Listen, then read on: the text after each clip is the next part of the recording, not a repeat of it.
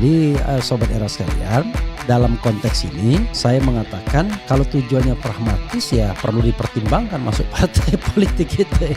Tapi kalau tujuannya idealis ya partai politik sendiri itu jangan diniatkan untuk 2029 saja. Karena bisa jadi kita nggak bisa dapat kendaraan karena presidensial threshold tetap dipertahankan, pilpresnya tetap serentak, yang punya standing untuk mencalonkan hanya 8 partai yang ada di Senayan saat ini. Selesailah ya.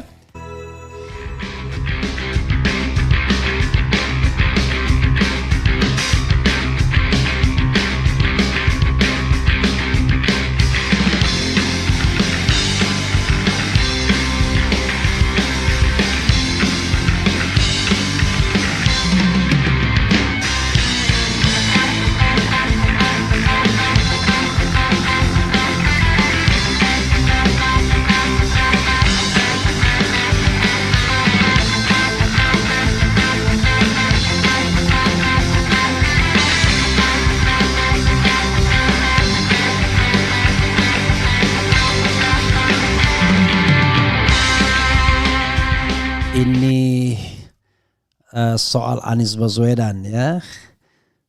Sudah lama kita tidak memberitakannya. Lagi ngapain Anies Baswedan sekarang ini. Tapi tentu orang bertanya-tanya gimana dengan rencana pembentukan partai politik dan atau ormasnya ya. Terakhir ada kecenderungan Anies nyinggung soal ormas. Kayaknya partai politik agak ngeper dia. I don't know exactly. Apakah dia masih berkeinginan membentuk partai politik atau itu hal yang ditangguhkan untuk waktu tidak terbatas? Apakah dia sedang bertaktik ria untuk membesut organisasi dulu, ormas dulu, mendekati rakyat baru kemudian dibom dengan partai politik? I don't know exactly ya. Because like I said and I'm not in inner circle ya. Jadi sahabat sekalian, ini ada usulan ya, ketimbang bikin partai sendiri ya sudahlah gabung saja dengan Nasdem. And then the question is tentu why Nasdem ya, kenapa tidak partai yang lain? Nanti kita bacakan masukannya, pendapat yang disampaikan oleh seseorang ini. Oke, saya coba bacakan ya, Anies disarankan gabung ke Nasdem daripada bentuk partai. Ini dua alasannya. KBA News ya. Oke. Jakarta KBA, Anies Baswedan diyakini serius akan membentuk organisasi kemasyarakatan ormas atau partai politik sesuai dengan apa yang disampaikannya dalam sebuah pernyataan 2 bulan lalu. Mantan Gubernur DKI Jakarta itu disebut sedang mencari momentum yang pas untuk mendeklarasikannya. Saya kira Anies bukan tidak jadi membentuk ormas _ partai, tapi Anies menunggu momentum yang pas karena banyak hal yang harus dipertimbangkan dengan melihat situasi dan kondisi saat ini. Jelas aktivis senior yang juga akademisi Dr. Nurmadi Harsa Sumarta kepada KBA News ya. Kemudian sementara terkait kemungkinan membentuk partai ini, dia sendiri mengusulkan Anies Baswedan untuk tidak melakukannya. Menurutnya Anies lebih baik bergabung ke salah satu partai yang ada saat ini. Partai yang paling tepat untuk dimasuki mantan rektor Universitas Paramadina tersebut adalah Nasdem. Saya pikir lebih bagus Anies membesarkan Nasdem, ungkapnya. Alasannya pertama, Anies sudah memiliki kedekatan yang cukup lama dengan Nasdem. Satu ya. Mengingat dia merupakan salah satu deklarator ormas Nasdem sebelum akhirnya bertransformasi menjadi partai politik. Kebersamaan itu berlanjut di mana Nasdem menjadi salah satu pengusung Anies pada Pilpres 2024 kemarin. Saya kira internal Nasdem cukup menerima Anies dan saya kira Anies juga memahami ucap pentolan Forum Aksi Alumni Kampus Seluruh Indonesia yang juga pendukung Anies pada Pilpres 2024 kemarin ini. Kedua, garis politik Anies dan Nasdem saat ini masih bisa disebut sejalan. Karena tidak ada kader atau perwakilan Nasdem di pemerintahan Prabowo Gibran. Artinya sama dengan sikap dan posisi yang diambil Mas Anies di luar pemerintahan. Itu bagus, katanya menekankan. Hal ini berbeda dengan PKS dan PKB, dua partai pengusung Anies lainnya. bila PKS mengajukan kalangan profesional masuk pemerintahan, sementara PKB bahkan ketua umumnya sendiri yang notabene cawapres Anies kemarin, yaitu Muhaimin Iskandar, yang langsung menjadi menteri. Kalau yang dua, PKS dan PKB itu kan sudah jelas menyeberang dan ada di sana ucapnya ya. Karena itulah semakin tepat kalau Anies bergabung dan turut membesarkan Nasdem daripada mendirikan partai sendiri. Tinggal bagaimana menyatukan relawan-relawan di luar ke dalam gerbong Nasdem yang sudah ada ini. Demikian tandasnya. Jadi sahabat era sekalian, itu alasannya kenapa Nasdem.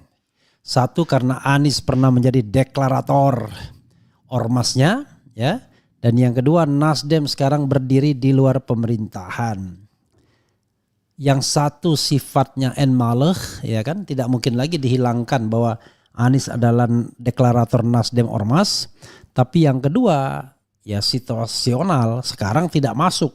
Tapi besok ketika reshuffle kabinet bukan tidak mungkin tidak masuk kan.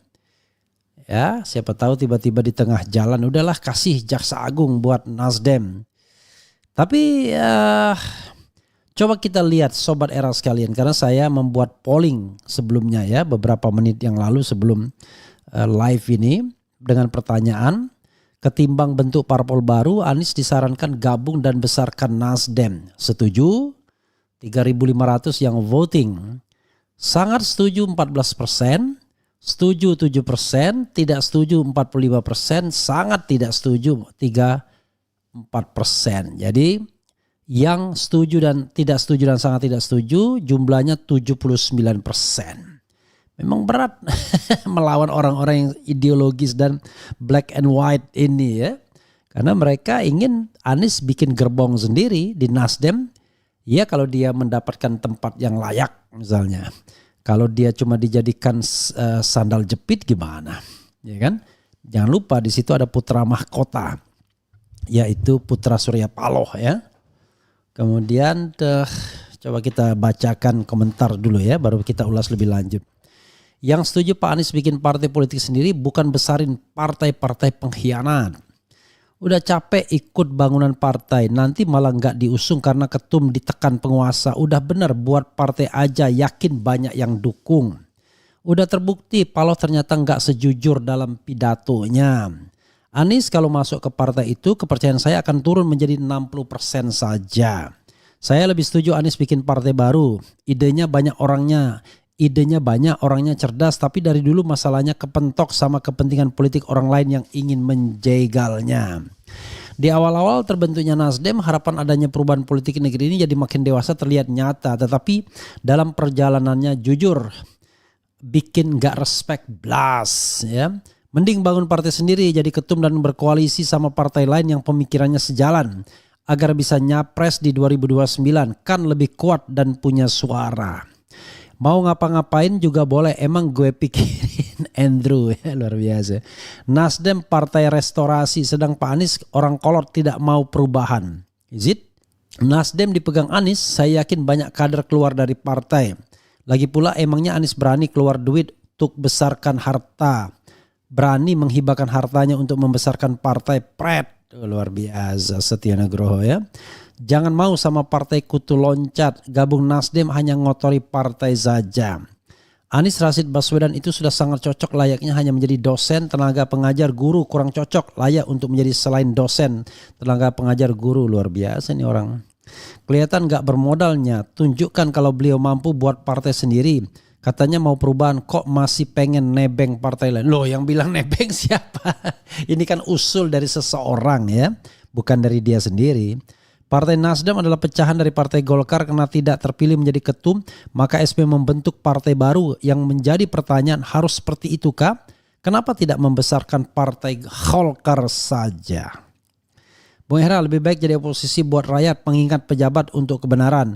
Apa Bung Hera oposisi karena titik-titik tanda tanya? Saya pinginnya sampean tetap oposisi seterusnya walaupun capek. Karena sosok sampean itu penting buat negara ini yang masih korup. Ulah tontonan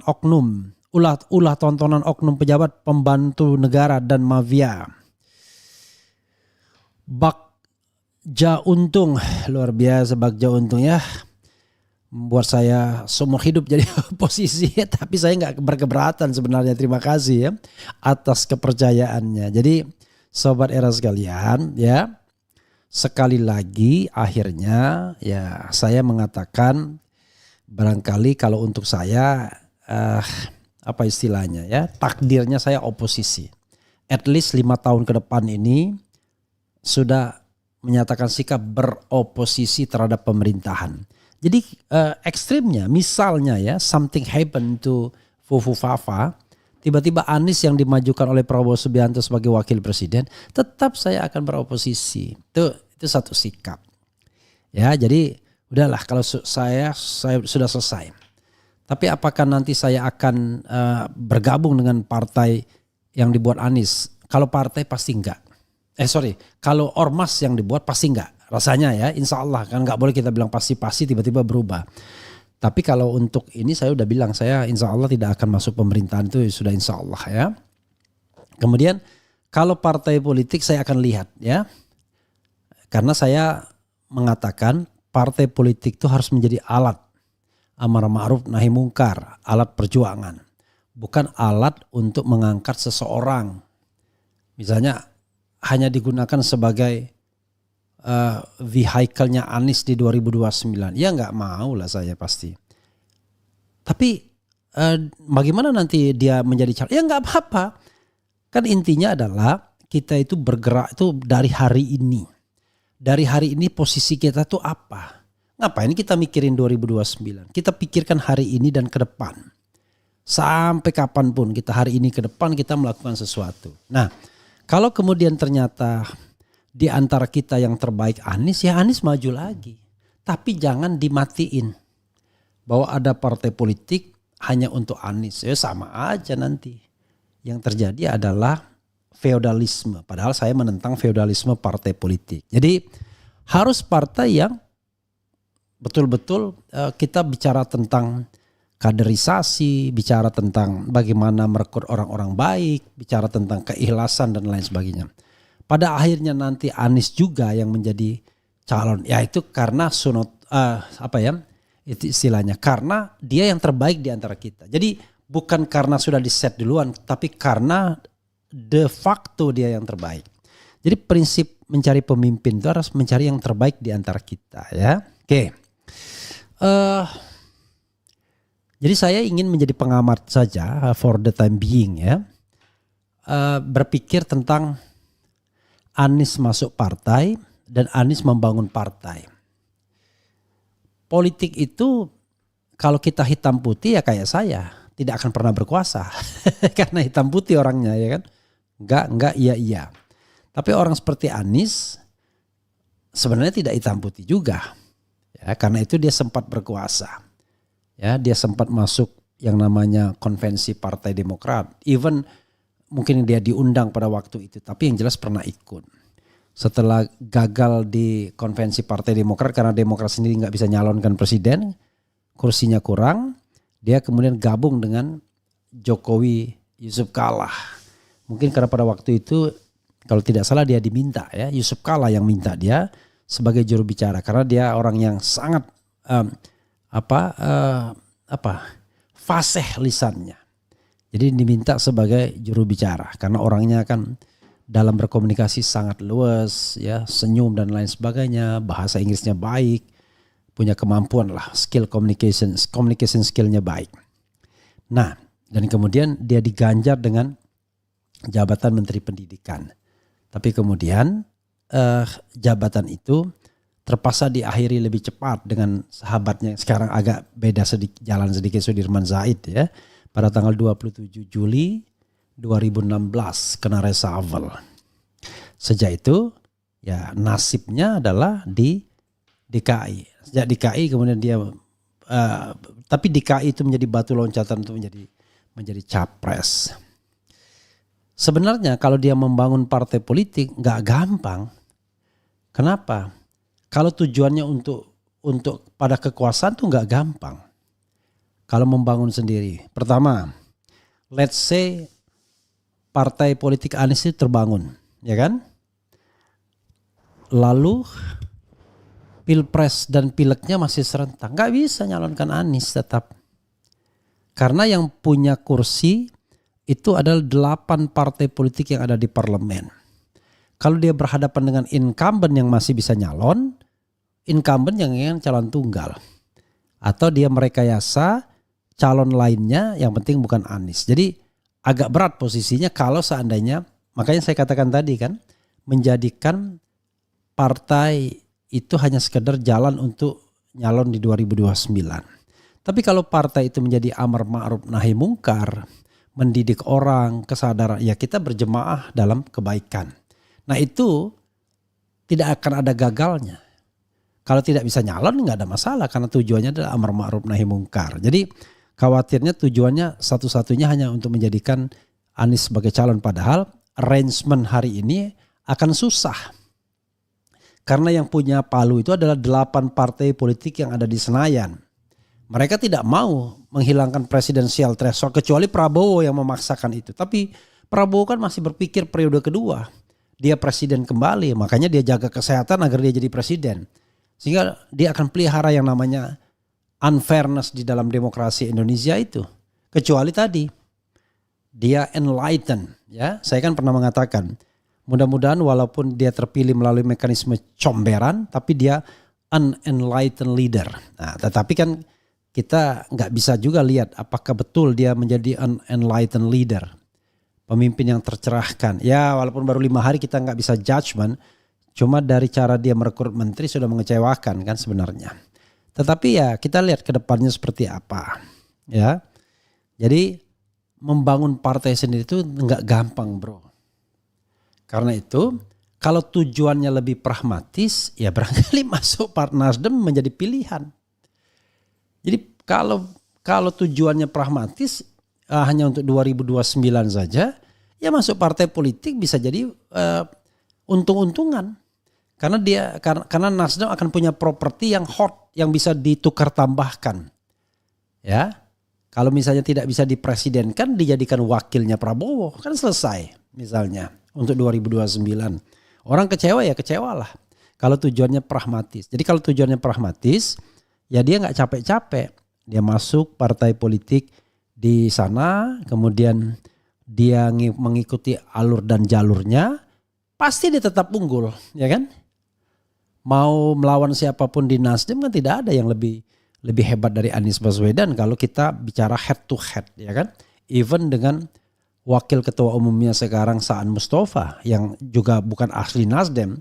Kita tahu Saan Mustafa sebelumnya Partai Demokrat, pindah ke Hanura kalau tidak salah, kemudian pindah ke Nasdem dan saat ini langsung jadi wakil ketua. Padahal ya kalau dibandingkan Anies masih bisa bersaing lah walaupun Saan Mustafa lebih senior sedikit ya. Saan saya kira nggak tua-tua amat ya. Kelahiran tahun 70 atau 69 ya Saan Mustafa. 68. Kurang lebih sama dengan Anies. Anies 69 cuma beda setahun saja ya dengan Anies Baswedan. Jadi dan dia sekarang posisinya sebagai wakil ketua umum. Jadi sobat era sekalian, dalam konteks ini saya mengatakan kalau tujuannya pragmatis ya perlu dipertimbangkan masuk partai politik gitu ya. Tapi kalau tujuannya idealis ya partai politik sendiri itu jangan diniatkan untuk 2029 saja. Karena bisa jadi kita nggak bisa dapat kendaraan karena presidensial threshold tetap dipertahankan. Pilpresnya tetap serentak, yang punya standing untuk mencalonkan hanya 8 partai yang ada di Senayan saat ini. Selesailah ya. Begitu sobat era sekalian. Coba kita bacakan ya. Terima kasih yang masih bergabung ya. Saya bicara sebagai pengamat ya, bukan orang yang memilih jalan ya. Kalau saya sih pilih jalan ya tetap pilih jalan idealis. Bangun partai sendiri, jadikan partai yang tidak pragmatis, yang idealis. Berjuang untuk value nilai, bukan berjuang untuk sekedar kekuasaan. Kemudian tidak melihat bahwa satu-satunya peluang itu adalah 2029. Nah, itu jangka panjang. Dan kalau itu yang terjadi, kita tidak hitung-hitungan menang dan kalah atau bisa jadi calon atau tidak, tapi tujuannya adalah bagaimana kita membangun jemaah kebaikan jadinya kan. Takutnya ditinggal begitu aja nanti Bung Refli kayak yang sudah berlalu di Pilpres kemarin. Alah, kenapa Anda takut kalau mau berterjun di politik? Itulah resikonya. Orang juga akan bertanya, emang apa kontribusinya? Lalu kemudian Anda berhak menggunakan using me sebagai ini. Oh, tapi saya meningkatkan suara ya. Tapi kan itu sudah sebanding dengan menyediakan panggung besar untuk Anies Baswedan. Jadi sudah win-win solution. Jadi gini, kalau kita mau fair, ya kan, Nasdem naik kursinya sudah sebanding dengan dia menyediakan panggung besar bagi Anies Baswedan untuk menjadi calon presiden. Oh, itu was a memorable moment juga, siapa bilang enggak ya? Oke. Karena itu enggak ada kata-kata takut-takutan. Jangan bergabung dengan si brewok, dia tak istiqomah. Nah, itu juga soal penting ya. Karena begitu saya mengkritik 20 Maret dia mengucapkan selamat. Alhamdulillah sampai sekarang gak pernah lagi diundang di Metro TV ya. Ya itulah resiko saya. 2018 kritik Jokowi gak pernah diundang. Begitu jadi tim Anies diundang sedikit lah. Lumayan mulai diundang ya kan. Begitu mengkritik Surya Paloh di 20 Maret karena mengucapkan selamat padahal masih ada MK, sudah mulai tenggelam lagi. Kalau mentalnya begitu ya susah juga, namanya tidak bisa menerima perbedaan pendapat. Apakah itu perintah Surya Paloh ataukah itu karena carmuk cari muka bawahannya, I don't know exactly ya, it is not my business. Makanya saya bilang from the beginning saya membuat channel ini memang untuk tidak dipengaruhi orang lain. Saya ingin bersuara sesuai dengan apa yang saya ingin katakan. Tanpa harus berpikir bahwa saya nanti takut ini, takut itu. Terlalu ribet ya. Karena itu saya kritik aja. Ya kan? Nah sekarang Nasdem tidak gabung dengan pemerintahan. Nanti akan saya lihat ya. Apakah ini karena value, genuine, atau karena keinginannya tidak dipenuhi oleh Prabowo atau bagaimana, atau ada deal lain di luar urusan politik, nanti akan kita lihat karena saya belum sempat membuat dan mengkajinya ya.